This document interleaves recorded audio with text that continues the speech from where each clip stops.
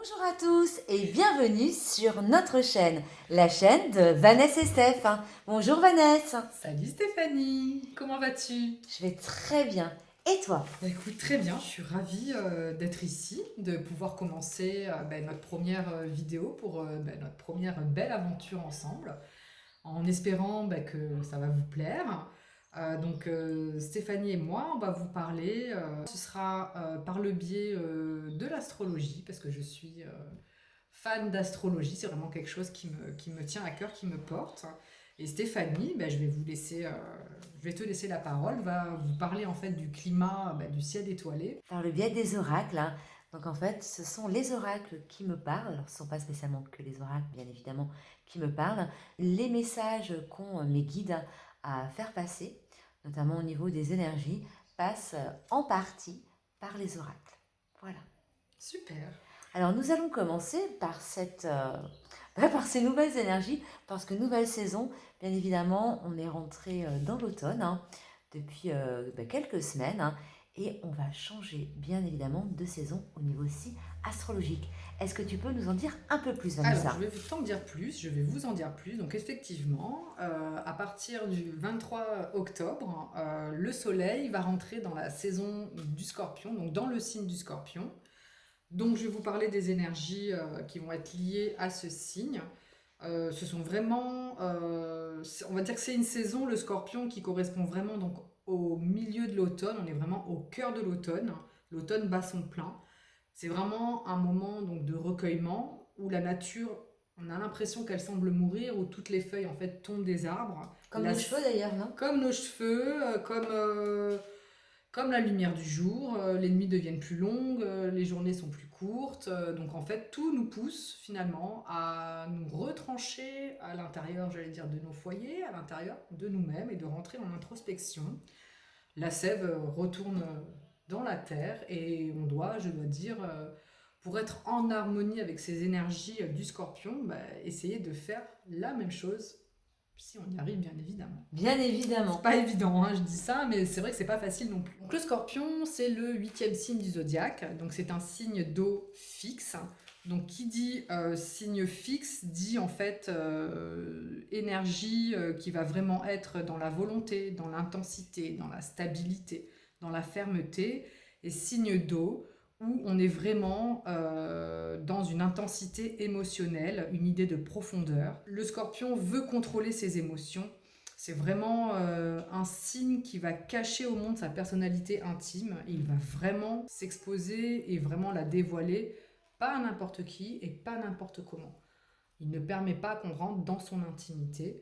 C'est vraiment lui qui va le décider à partir du moment où il est prêt et où il se sent surtout, je dirais, en confiance. Donc là, on parle vraiment de signe d'eau, mais on est dans une eau qui est beaucoup plus souterraine, qui est beaucoup plus cachée, qui est beaucoup plus une eau marécageuse en fait par rapport au scorpion, qui va être liée en fait à toutes nos émotions, à des émotions qui peuvent être un petit peu quand même durant cette saison un petit peu chaotiques. Et d'ailleurs j'ai envie de le dire, je pense que tu ne me contrediras pas, on commence un petit peu à le ressentir On le ressent déjà vraiment bien, je dirais depuis une même. petite semaine où Oui. c'est quand même assez intense. Mais le but évidemment c'est d'aller C'est vraiment des eaux travailler. troubles, je dirais. On est un petit peu dans des eaux troubles. Le but, c'est de clarifier ces eaux Mm. pour pouvoir arriver justement au printemps dans une eau beaucoup plus claire, beaucoup plus fertile et nous préparer pour le printemps et la nouvelle année. Et la nouvelle saison pour la prochaine récolte. Exactement. Le scorpion peut avoir une apparence donc un petit peu froide, comme je le disais tout à l'heure, vraiment mystérieuse. C'est le mystère C'est et le le mystère. secret, le scorpion. C'est le C'est mystère, vraiment. c'est l'insondable, Ça, c'est les tabous, c'est l'obscurité derrière. l'obscurité qui va vraiment en fait nous amener à aller chercher nos ombres, mais dans le but de les transcender et de travailler dessus. Mm. Donc c'est vraiment une énergie qui est quand même assez secrète, hein, sous laquelle en fait il dissimule quand même ses ardeurs, sa passion, son impulsivité et son agressivité. Donc la saison du Scorpion est une saison qui va vraiment nous plonger dans les profondeurs de notre inconscient. D'ailleurs, le Scorpion représente pour moi l'alchimiste de la psyché. Mm. Et vraiment, c'est une saison où il faut apprendre comme je l'ai dit en début, à lâcher prise, comme les feuilles des arbres. Il faut apprendre à lâcher prise. Mais lâcher prise, c'est pas évident. Ah Donc, non, donc cette période est censée favoriser ce lâcher prise, hein. Donc c'est vraiment quelque chose qu'il va falloir travailler. Est-ce bien ça? c'est quelque chose qu'il faut travailler, c'est quelque chose qu'il faut accompagner et qu'il faut accueillir, j'ai envie de dire. Il ne faut pas aller en fait en résistance À l'encontre, hein. à l'encontre. Il faut vraiment essayer de comprendre ce qui se passe à l'intérieur de nous, comme à l'extérieur hein, finalement, parce qu'on parle toujours de nous, mais finalement notre intérieur va être le reflet de ce qui se passe à l'extérieur. Donc c'est vraiment un travail qu'on a à faire sur soi. Donc le but en fait durant cette saison, mais qui va quand même continuer, j'ai envie de dire quand même, de transformer nos peurs, de transformer nos angoisses. En fait, tout ce qui va remonter à notre inconscient pour que les choses qui nous habitent ne nous habitent plus. C'est une forme de contrôle. Et là, on nous demande de lâcher prise, donc de lâcher le contrôle. Parce que le scorpion est quand même un signe qui est beaucoup dans le pouvoir et dans le contrôle. Ça va surtout, je pense, permettre aussi d'arrêter ce que nous expliquions tout à l'heure hors antenne, les schémas répétitifs. Exactement. Il faut vraiment, pour ma part, par rapport aux tendances, hein, arrêter les schémas répétitifs. Les voir, hein. On est dans l'observation aujourd'hui, je pense que beaucoup d'entre nous, on les voit, on les repère, hein. On n'arrive pas encore à les stopper. Mais on est vraiment dans le repérage et on voit ce qui nous fait avoir ces schémas répétitifs, et certains depuis des années. Et ils sont encore là, et cette période est vraiment là pour observer et acter ce qu'il faut faire pour interrompre. On ne va pas tous les arrêter, Non. mais interrompre certains schémas répétitifs qui nous empêchent d'avancer. Donc Exactement. aujourd'hui, il faut avancer, et comme je le dis très souvent, pour avancer, il faut savoir fermer une porte pour en ouvrir une autre. Et pour fermer cette porte correctement, il faut bien avoir vu toute la situation sur différents angles, hein, avoir laissé extérioriser ses émotions, laisser remonter les peurs, même si c'est un sentiment très désagréable.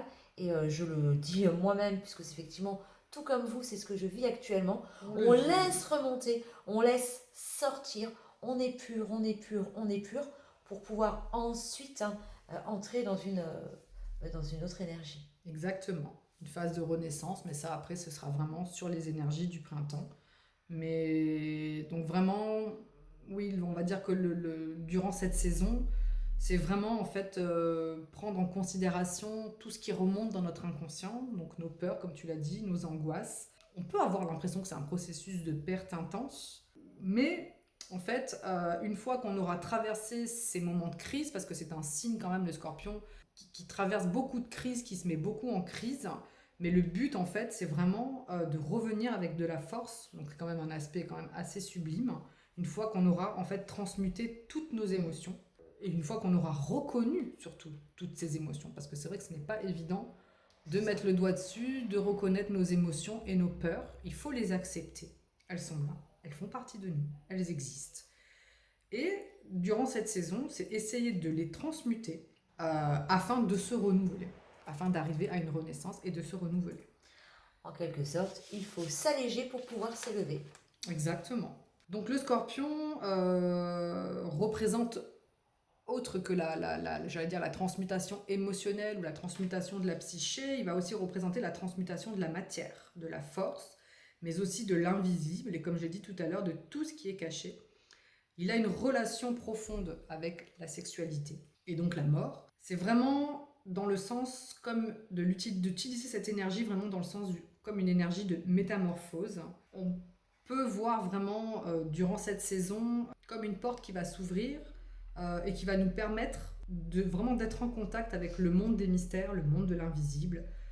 Ça va être le moment idéal aussi pour décortiquer le monde psychologique, donc notamment le nôtre.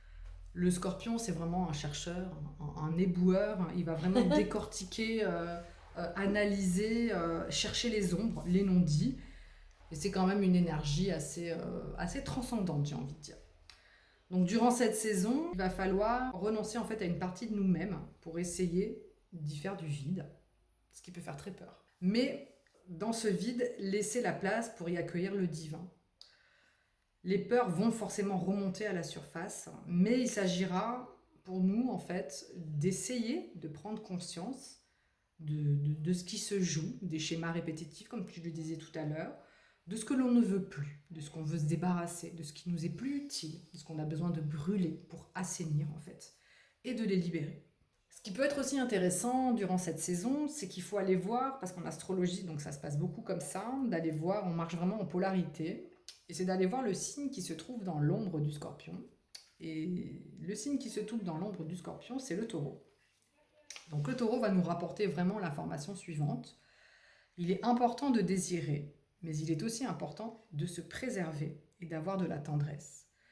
Il est aussi important de ralentir le rythme et d'apporter en fait vraiment durant cette saison, parce que c'est quand même une saison qui va être assez intense, vraiment dans la passion, vraiment dans l'intensité, dans les profondeurs, mais ne pas oublier quand même d'apporter de la douceur, d'apporter de la tendresse à notre existence. Et de ne pas essayer finalement, j'ai envie de dire, d'être au diapason du rythme du temps industriel, du temps en fait qu'on nous impose. Prendre soin de soi. Prendre soin de son bien-être, prendre soin de soi, que ce soit de son psychisme, de son corps. Vraiment essayer quand même de ralentir, j'ai envie de dire, comme le fait la nature, finalement, quelque part. La nature, on est en automne, la nature ralentit. Elle se met vraiment en pause. Elle se préserve pour pouvoir finalement renaître au printemps, tout simplement. Et survivre à l'hiver. Et survivre à l'hiver, c'est une forme de protection quelque part. Donc longtemps, le Scorpion a été régi donc par la planète Mars, qui représente vraiment l'action, c'est notre énergie motrice, c'est notre énergie d'initiative, notre affirmation, notre courage et notre force. Et le régent moderne, donc aujourd'hui, la planète qui va aussi régir le Scorpion, ça va être Pluton. Donc Pluton qui est représenté dans la mythologie par Hadès, par le dieu des enfers, où là on est vraiment dans une énergie, donc vraiment pareil, très propre au Scorpion, une énergie de transformation, de pouvoir psychologique, de contrôle. Donc dans le thème, là où se trouve Pluton, vous regarderez dans votre thème, une transformation profonde et irréversible va vraiment s'ouvrir. Et il nous montre en fait ce qu'on a besoin de renoncer, que ce soit nos peurs, nos angoisses, afin de nous purifier. Donc j'ai envie de dire, la saison du Scorpion va être vraiment une saison idéale pour la passion, pour la profondeur, pour l'énergie, l'analyse, la clairvoyance, le magnétisme, la résistance, mais le courage aussi et la ténacité. C'est une période où on va être vraiment lié à nos émotions, donc une période très émotive, où on va être vraiment, je pense qu'on ressent davantage à ce moment-là, durant cette période, les cycles de la vie et forcément les cycles de la mort. C'est là où finalement on se rend compte que tout est cycle, que tout vit pour mourir, mais finalement mourir pour renaître. Ouais, renaître à soi-même. Donc c'est vraiment le but de cette saison. Alors Vanessa, pour mieux rentrer dans cette saison du Scorpion, qu'est-ce que tu peux nous conseiller au niveau des plantes et au niveau des chakras à travailler? Alors, durant cette saison du Scorpion, ce qui peut nous aider, nous soutenir, en sachant évidemment que le Scorpion dans le corps humain est associé aux organes génitaux, à tout ce qui concerne le système d'élimination, le système immunitaire. Il va toucher aussi les troubles psychiques, les dépressions, mais il a aussi un grand pouvoir d'auto-guérison. Donc pour venir soutenir ces petites choses du quotidien, j'ai envie de dire, durant cette saison, on peut par exemple se connecter à son chakra, mais son chakra racine. Donc le Muladhara, qui est le premier chakra, donc c'est le chakra rouge, qui se situe en fait au niveau du périnée, au niveau du rectum. C'est un chakra qui va vraiment capter les énergies telluriques, qui va puiser donc dans la terre et vraiment fortifier ses racines. Donc soit on peut par exemple l'activer ou l'équilibrer, l'harmoniser en tout cas j'ai envie de dire, par l'ancrage, donc en allant par exemple se promener dans la nature, en faisant des postures de yoga, en respirant tout simplement, en ayant vraiment conscience de notre respiration, en mettant les mains dans la terre, on peut vraiment, en portant du rouge aussi tout simplement. Exactement, le rouge. Après, c'est plein de petits gestes quotidiens qui font qu'on va s'ancrer. Donc par exemple, si vous aimez jardiner, c'est le moment de jardiner à main nue, mettez pas vos gants, sentez la terre, l'humidité qui arrive enfin dans la terre par rapport à la terre sèche de l'été. Là, la terre, voilà, elle commence voilà, à être humide, elle est facilement malléable. Et voilà, n'hésitez pas à aller faire des câlins aux arbres. Exactement. Ils ont beaucoup d'énergie à partager et remerciez-les également. Donc c'est vraiment important d'aller se connecter finalement, j'ai envie de dire, à la nature. Après, pour équilibrer aussi le chakra, vous pouvez, vous allez sur YouTube ou sur Internet et vous faites des méditations. Mais ce sera vraiment le chakra racine à travailler durant cette saison. On peut aussi, pareil, en même temps que le travail sur le chakra racine, utiliser les pierres, donc la lithothérapie, qui vont vraiment venir nous aider à équilibrer en fait les énergies vibratoires de notre corps, accorder nos énergies. Donc celles qui vont être vraiment utiles durant cette saison, c'est vraiment les pierres qui vont être rouges ou noires aussi éventuellement, des pierres d'ancrage. On a le jaspe rouge, on a l'hématite, l'obsidienne, le grenat. Donc vraiment, ne pas hésiter à aller chercher en fait cet équilibre auprès des minéraux, auprès des pierres. Après, on peut aussi s'aider de plantes, tout à fait. Donc par le biais soit tout simplement d'infusion, aller vraiment chercher des plantes qui vont nous détoxifier et nous renforcer en fait, renforcer vraiment le corps et bien sûr le système immunitaire donc pour l'hiver. On va avoir par exemple ce qui peut être utile et sympathique je trouve d'utiliser durant cette saison. Donc on a par exemple la marjolaine qui va vraiment avoir des vertus calmantes, donc qui va vraiment agir sur la sphère au niveau du stress, de l'anxiété, mais elle agit aussi sur les troubles digestifs. On a aussi une plante ayurvédique qui est une plante adaptogène, qui est l'ashwagandha, qui va vraiment, et d'un côté en fait, venir nous relaxer, venir nous apaiser, mais qui va avoir aussi un côté énergisant et vraiment venir fortifier l'organisme. Elle va vraiment s'adapter à nos besoins en fait. On a aussi On peut la trouver où? On peut trouver ça soit en arboristerie, soit dans les magasins bio. L'idéal, c'est quand même d'avoir des plantes bio, de savoir d'où elles viennent, la provenance. Agriculture biologique, c'est quand même le mieux. On a aussi donc le chardon-marie, qui, elle, va venir soutenir le foie, qui va en avoir quand même fortement besoin durant l'hiver. Pour nous préparer aussi peut-être pour les fêtes. On ne va pas abuser, mais ça on est en mode préparation. On reviendra notre prochaine sur les conseils pour mieux passer les fêtes, sans trop de kilos. Ça, ce sera une autre vidéo. On a hâte. Et on a aussi une dernière, la passiflore, qui elle va venir... c'est toujours très agréable en fait. Venir... travailler sur notre sommeil, sur l'anxiété. C'est vraiment une plante qui va nous calmer, une plante qui va être quand même assez sédative. Donc c'est vrai que c'est quand même une saison où nos nerfs peuvent quand même être malmenés. Oui. Les peurs, les émotions qui remontent. Voilà. Ne l'oublions pas. Je vous cite quelques plantes, après il en existe bien d'autres. Vraiment, vous faites une infusion 2-3 maximum par jour, pas plus. Bien sûr, demandez quand même conseil à votre médecin si vous avez des doutes, parce que ce sont des plantes. Elles ont des vertus, mais elles ne peuvent pas être aussi utilisées n'importe comment, selon les troubles qu'on peut avoir. Donc ça, c'est juste pour le petit rappel quand même. Et une dernière chose, un dernier élément qu'on peut utiliser, qui peut être quand même assez sympathique, on peut s'aider des fleurs de Bach. C'est quoi la fleur de Bach? Alors, la fleur de Bach, ce sont des élixirs floraux.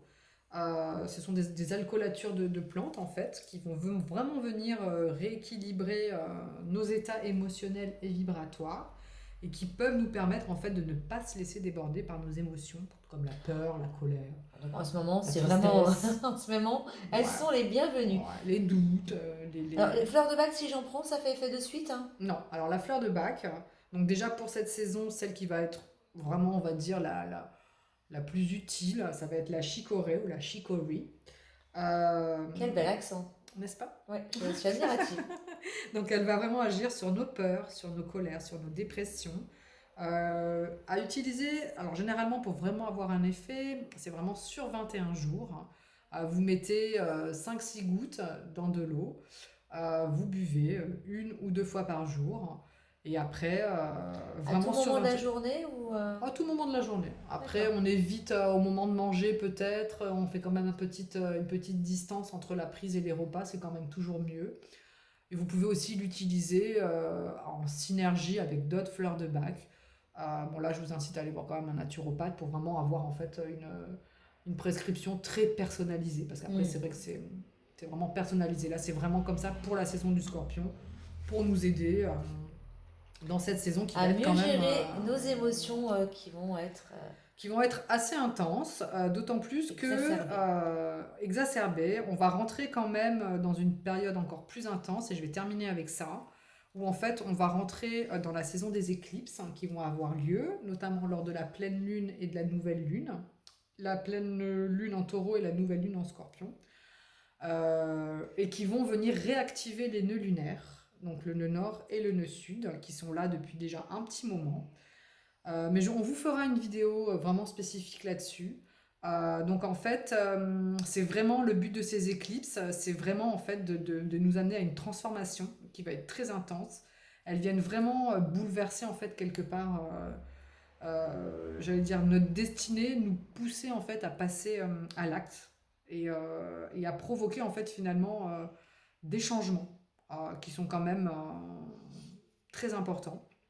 Surtout que ces nœuds vont se trouver et vont être activés dans l'axe de la maison 2 et de la maison 8, donc la maison du Scorpion et la maison du Taureau. Mais ça, je vous en parlerai la prochaine fois dans une vidéo vraiment dédiée en fait au climat astrologique, avec une guidance qui sera faite aussi sur les énergies de la Lune et du climat astrologique avec Stéphanie. Merci beaucoup Vanessa. Alors avant de passer aux oracles, comme vous le voyez, vous avez cette charmante demoiselle qui vous regarde depuis le début de la vidéo. Elle s'appelle Mademoiselle Lenormand. Alors Mademoiselle Lenormand, c'est une divineresse bien évidemment, c'est la plus célèbre de l'époque, qui est donc née le 27 mai 1772 à Alençon, dans l'Orne. Ces cartes que je vais utiliser aujourd'hui pour mes oracles. Alors, je ne vais pas utiliser que celle-là. Les autres, vous pourrez les retrouver dans la description. Donc, c'est l'oracle de Gabriel Sanchez sur, évidemment, Mademoiselle Lenormand. Allez, c'est parti. On y va pour les énergies de cette période en Scorpion. On pourrait avoir mes guides, s'il vous plaît. Les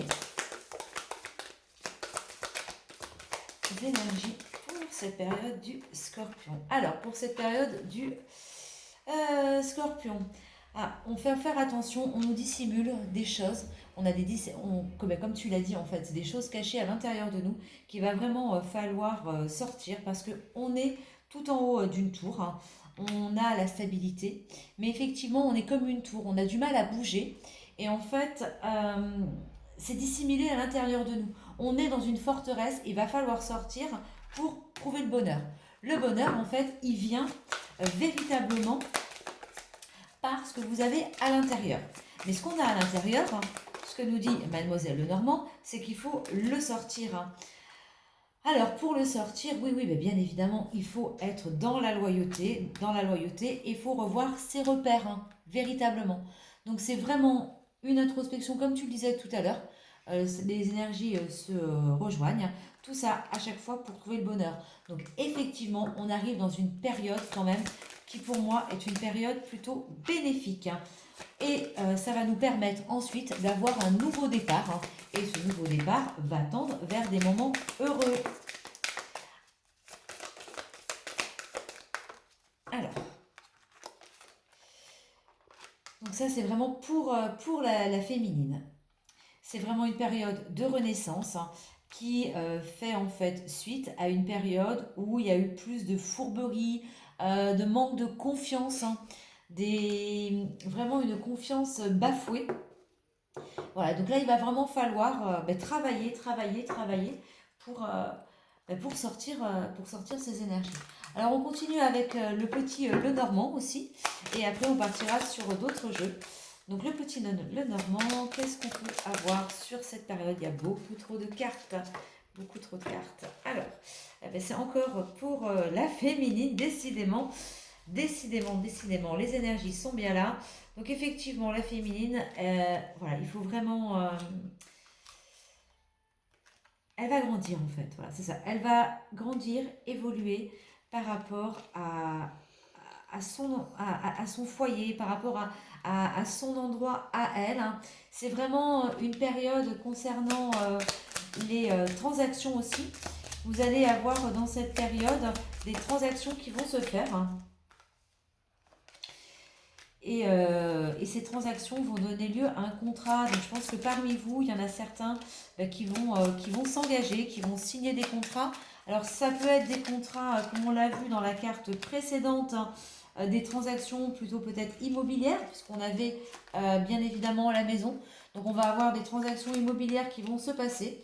Mais ça peut être également un déménagement, d'accord, hein, et autrement une naissance, hein, mais avec un homme. Donc ça peut être aussi pour vous certains des demandes plus sentimentales.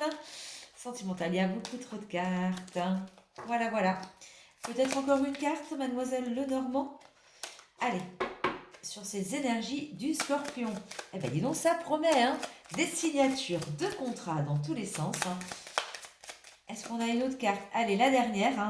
Eh bien encore la tour, ça fait la deuxième fois. Et bien évidemment, la tour, on revient toujours. Il faut s'isoler, s'organiser.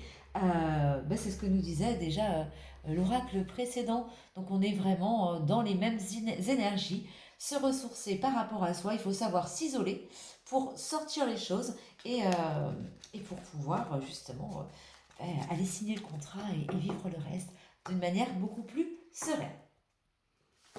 Alors, on va retourner maintenant vers des énergies, vers le Béline, hein. On va commencer par l'horoscope, par l'oracle, pardon, du Béline. Allez, mes guides, les énergies pour cette période du Scorpion, est-ce que vous pouvez compléter ce qui a déjà été dit avec Mademoiselle Lenormand?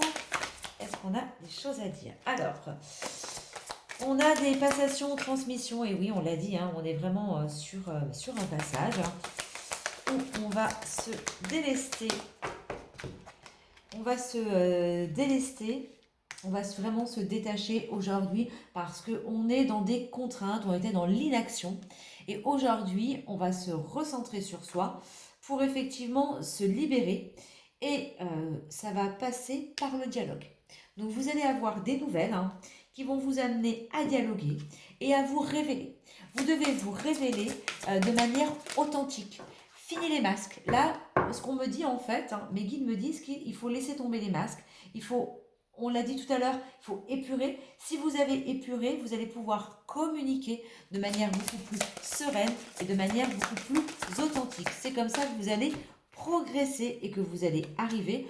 On vous dit que vous allez trouver le courage, hein, que vous trouverez également l'empathie et qu'effectivement, vous trouverez toujours refuge chez vous. On est toujours véritablement par un refuge en soi, dans son foyer, et c'est vraiment, encore une fois, la carte de l'introspection qui est sortie. Voilà, donc toujours dans les mêmes énergies. Il faut vraiment de l'introspection, il faut se retrouver soi, il faut arriver à de l'authenticité. Ah, mais il y avait celle-là qui avait sauté aussi. Eh ben voilà, comme d'habitude, pour aller bien évidemment vers le bonheur, il faut être dans l'acceptation. L'acceptation de soi, l'acceptation des énergies, l'acceptation de ce qui vient à soi, même si ce n'est pas toujours ce qu'on voulait. L'horoscope de Béline, donc pour compléter l'oracle de Béline de Gabriel Sanchez, hop, c'est l'oracle, hop, il est là. Allez, est-ce qu'on peut compléter ce qui a été dit avec l'oracle de Béline au niveau des messages, au niveau de l'introspection? Qu'est-ce qui va devoir être travaillé pendant cette période du Scorpion? Alors, et bien voilà, on retombe bien évidemment par un travail, c'est vraiment l'abeille. Donc on est encore dans des énergies automnales, donc l'abeille va rentrer à la ruche, hein, pour travailler et avoir les honneurs pour arriver vers un idéal. Donc en fait, on vous dit que si la réussite, vous l'aurez, mais qu'à un moment donné, il faut passer par cette phase d'introspection, de travail sur soi pour aller vers l'idéal. Attention, cette période peut susciter aussi des jalousies Et voilà, des personnes qui peuvent être malveillantes par rapport à vous, qui disent des choses mais qui ne le pensent pas. Voilà, notamment au niveau de l'énergie féminine, hein. Et il va y avoir du mouvement, du changement. Peut-être un voyage qui se prépare, hein. C'est ce qu'on me dit. Et vous aurez la chance par rapport à tout ça. Alors la chance par rapport à quoi? On retourne comme tout à l'heure, une nouvelle fois sur les négociations. Dans le cadre du travail, vous aurez la réponse de toute manière. La réponse, vous l'avez en vous sur ces contrats. Il va y avoir une élévation, véritablement une amélioration. C'est ce qu'on disait tout à l'heure. Il faut vraiment se délester de certaines choses pour pouvoir s'élever et pour pouvoir s'élever vers un nouveau départ. Allez, on recommence maintenant pour avoir les énergies avec l'oracle Saint-Michael. Saint-Michael, allez, les tendances pour cette période. Saint-Michael, est-ce que tu peux nous donner les énergies pour cette période du Scorpion? Allez, les énergies du période du Scorpion au niveau. Allez, Saint-Michael.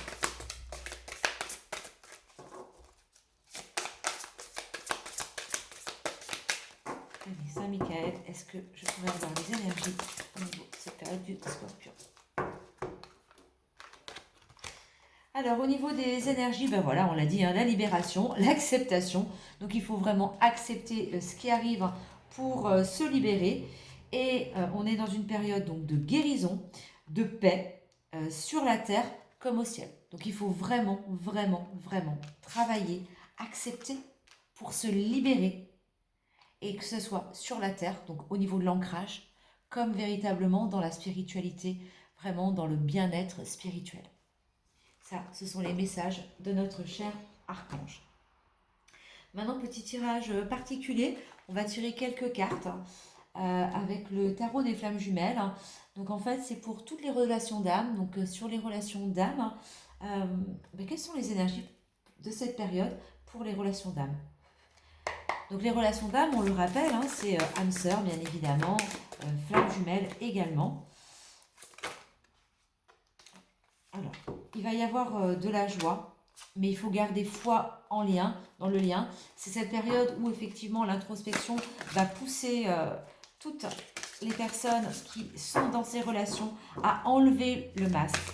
Pour avoir la joie, il faut absolument retirer le masque, il faut travailler sur soi.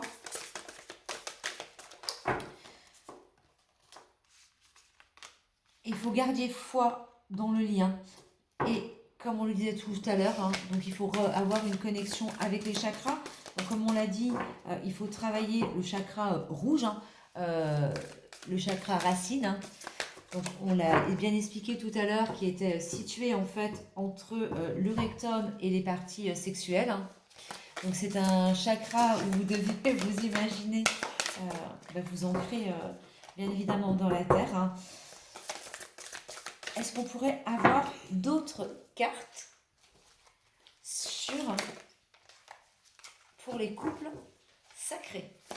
Allez. Donc pour les couples sacrés, on doit garder... pas les couples sacrés, je suis partie trop loin. Non, sur les relations d'âme. Pas les couples sacrés, si je suis... Voilà. Pour les relations d'âme. Elles arrivent, les énergies tierces. Je pense que vous devez tous vous poser la question des énergies tierces. Alors, les énergies tierces, qu'est-ce qu'elles vont faire? Eh bien, elles vont partir en voyage. Il y a un voyage. Alors, attendez. On va essayer d'en savoir un peu plus.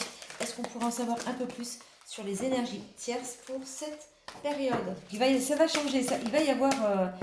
Il va y avoir du mouvement parce qu'effectivement, si vous enlevez vos masques, que vous arrivez dans l'authenticité, que vous gardez la foi malgré les énergies tierces, ça ne peut être que du positif. Hein.